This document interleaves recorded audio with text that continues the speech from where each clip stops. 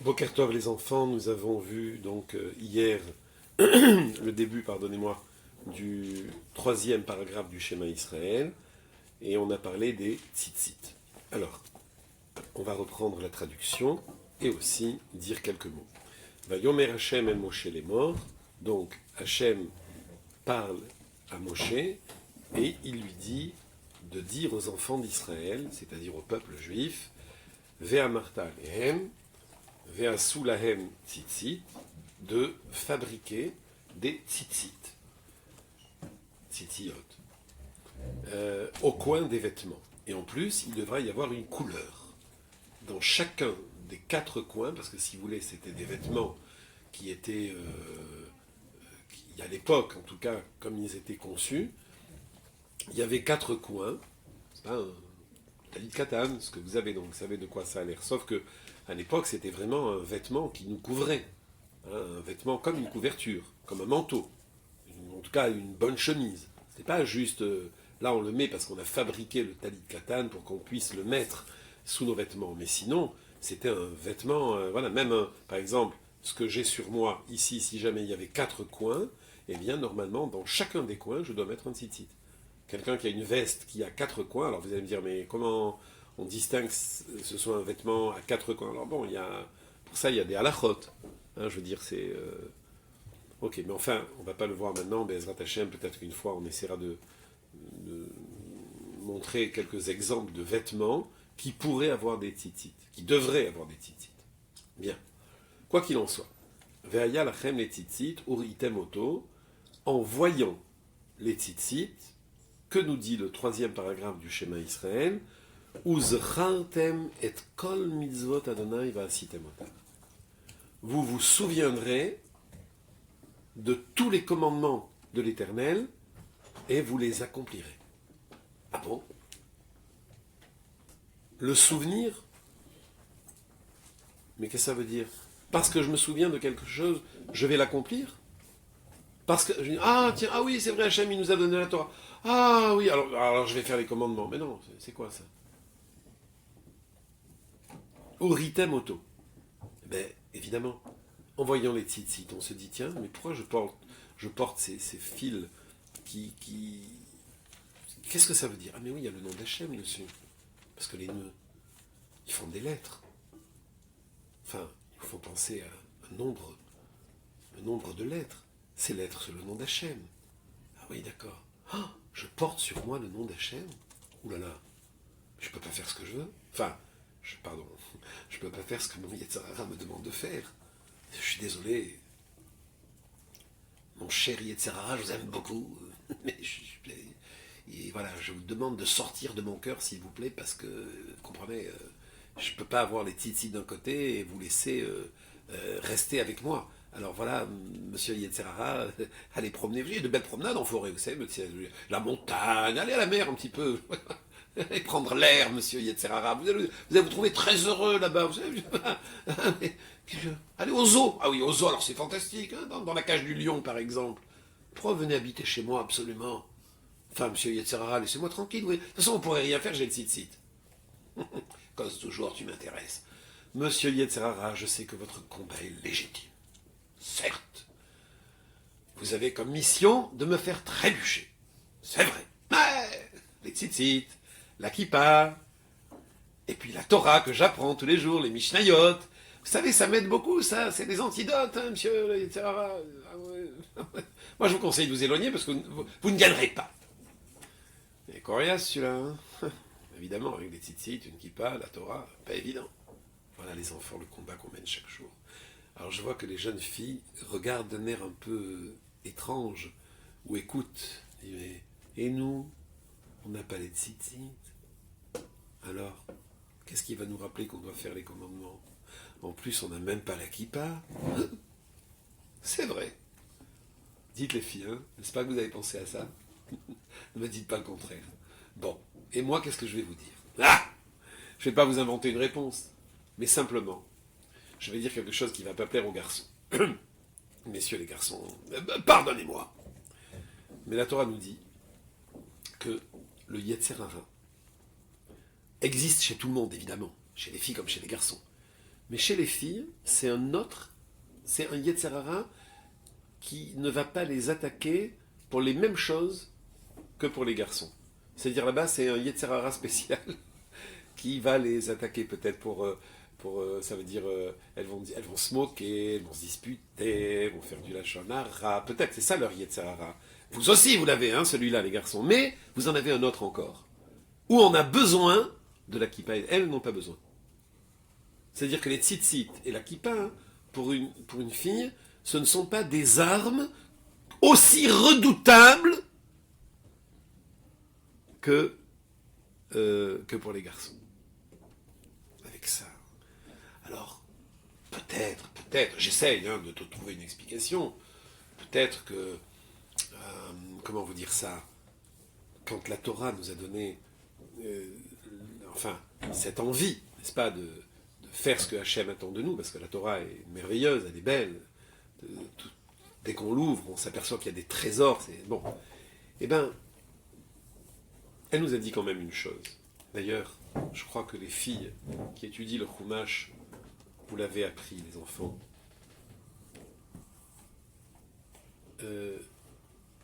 Efo Sarah Ishtecha.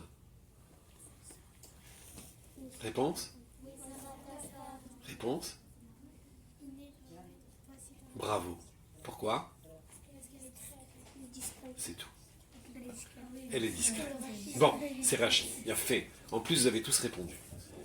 Eh oui, voilà, on va dire ça comme ça. Parce que, peut-être que justement, les jeunes filles qui vont devenir des mamans, etc., elles ont une force extraordinaire que Dieu leur donne, parce que justement, ce qui les caractérise, c'est la discrétion. Mais la discrétion, ça ne veut pas dire quelque chose de pas bien. Attention, la discrétion, on peut en parler pendant des heures. Et d'ailleurs, je ne sais pas si la traduction est bonne. On parle plutôt que, en fait, comme elle vit tellement proche de ses enfants, qu'elle veut toujours leur donner le meilleur. Un papa aussi, bien sûr, mais il n'a pas le même rapport. Une maman, d'abord, elle a porté son bébé. Et son bébé, elle n'a pas envie qu'il devienne n'importe quoi. Donc elle va veiller sur lui, mais à chaque seconde. Et le Yetzer Hara, il n'aura pas d'emprise sur elle. Parce que même si le Yetzer Hara il vient l'embêter, elle va dire: oh ouais, monsieur Yetzer Hara, là, tu me laisses tranquille, je dois donner à manger là. Ça va, c'est bon. Le Yetzer Hara, il revient 10 minutes plus tard. Tu peux me laisser changer le bébé? Bon.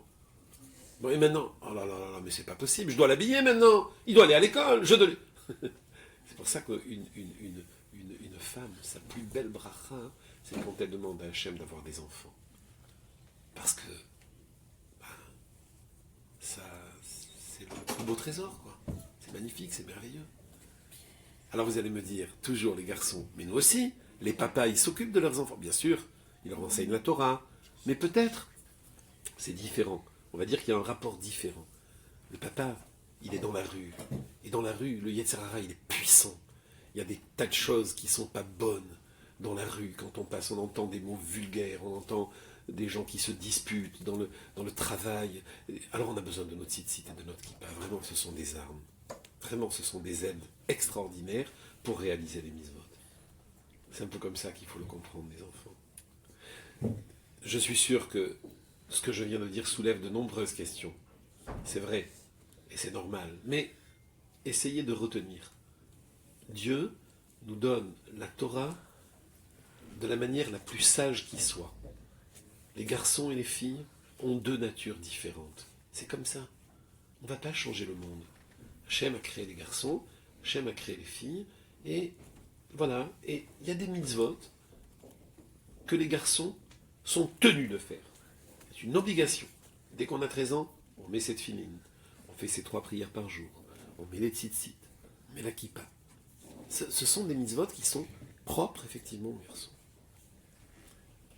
Et les filles, au fur et à mesure qu'elles grandissent, elles ont des mitzvot aussi qu'elles doivent faire, qu'elles doivent accomplir. Tu as quand même une question, je vois? Non? Non? Oui? Oula. Oui. Mais les filles, ils ont le foulard. Ça, c'est plus tard. Je ne parle pas d'une femme qui est mariée. Je parle d'avant, les jeunes filles jusqu'à leur mariage. Oui.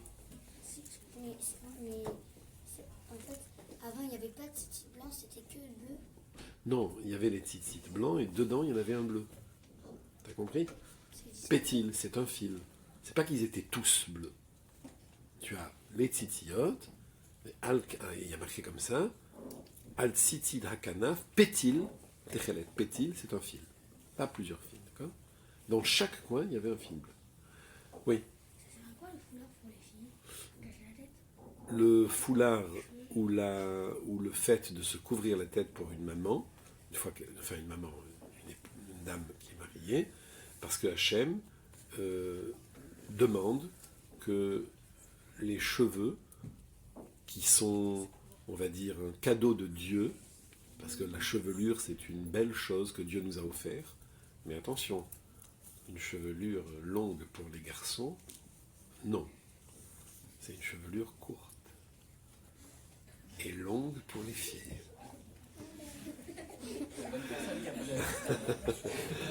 Bien. D'autres questions? Oui, David. Mais il y a aussi la tzniut pour les filles. C'est ça. C'est ce que j'ai dit tout à l'heure. C'est-à-dire ce qu'on peut traduire par la discrétion. Ouais. Mais bon, ce sont des choses qu'on apprend au fur et à mesure. Oui, Romy. Est-ce que ce que vous êtes en train d'expliquer, c'est que quand une maman elle a des enfants, bah, le Yetzirah, il est moins très proche d'elle? Il existe sous d'autres formes, c'est tout. T'as compris? Je veux dire par là, je vais vous donner une bonne définition. Voilà, en 2 mots, la définition est la suivante. Et je vais m'arrêter là parce que je vois que le temps a passé très vite. Mais bon, en tout cas au CM2, on peut prolonger. Mais c'est vrai qu'au CM1, mais c'est très important. Je pense que là, on est en train de dire des choses vraiment essentielles, les enfants. Je vais vous répondre par une parole. Aosek bemitzvah, Aosek bemitzvah, en yetzer hara sholet bo. Ça veut dire quoi? Celui qui est en train de s'occuper d'une mitzvah, le yetzer hara n'a pas d'emprise. Alors, on va dire que peut-être, à la maison, avec ses enfants, une maman, elle est toujours en train de faire une mitzvah. Parce que s'occuper d'un enfant, et s'occuper, on va dire, qu'est-ce que je peux vous dire, d'un repas, c'est une mitzvah. D'abord, quand on prépare un repas, ça ne se prépare pas comme ça. Par exemple, si maman doit cuisiner des légumes, elle doit les vérifier. Et chaque vérification qu'elle fait, c'est une mitzvah. Qu'il n'y ait pas de petites bêtes, c'est une mitzvah de vérifier. C'est une mitzvah de ne pas mélanger les ustensiles de viande et de lait. Donc elle fait tout le temps des mitzvot. Alors du coup, le Yetzer Hara, il dit, j'ai rien à faire là. Elle s'occupe de son bébé, elle s'occupe de sa maison, elle s'occupe de son ménage, elle s'occupe de son travail. Alors vous allez me dire, mais il y a des mamans qui travaillent dans la rue, à l'extérieur, elles vont dans des bureaux, et voilà. Bon, c'est vrai, vous avez raison les enfants, mais peut-être que quand le Mashiach viendra, les hommes ils étudieront la Torah du matin au soir, les femmes étudieront aussi, mais peut-être que ce sera plus facile pour tout le monde. Mais voilà. En tout cas, celui qui est en train de faire une mitzvah, sachez les enfants que, il est préservé. Alors faisons tout le temps des mitzvot. Du matin au soir, on est en état de mitzvah perpétuel. Et le chesed, bien sûr, quand on fait du bien. Voilà, je vous remercie les enfants.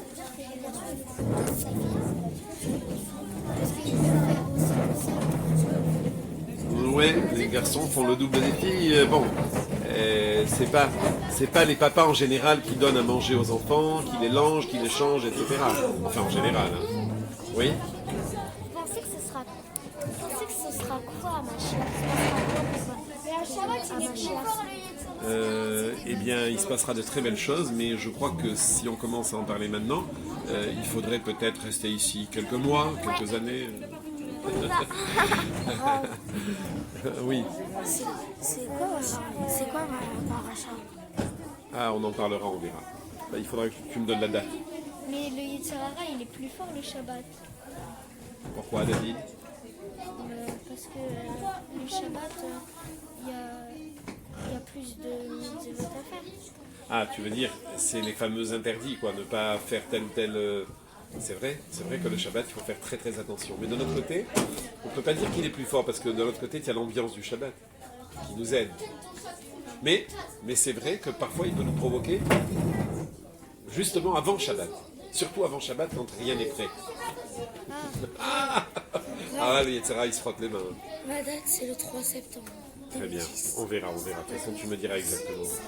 Est-ce que c'est vrai que quand tu manges une bête dans une salade et que tu la vois pas, est-ce que tu fais cette avéra en même temps? Alors, toutes les avérotes que l'on fait sans faire exprès, Hachem, il ne les compte pas. Mais il faut faire attention. Ouais, mais quand tu manges une bête, Oui, tu l'as pas vu, c'est ce c'est que je cette te dis. avéra. Si tu ne l'as pas vu, en tout cas, celui qui mange et qui sait qu'il mange une bête, c'est vrai qu'il fait beaucoup de avérotes. Mais si tu n'as pas vu, tu n'as pas fait le avéra. Ta seule avéra, c'est de ne pas avoir bien contrôlé, peut-être. Parce que il ne faut pas faire n'importe comment. Mais après, si c'est Hachem, il n'est pas là à nous regarder avec un microscope. C'est nous qui devons regarder au microscope. Parce que si Hachem devait regarder au microscope...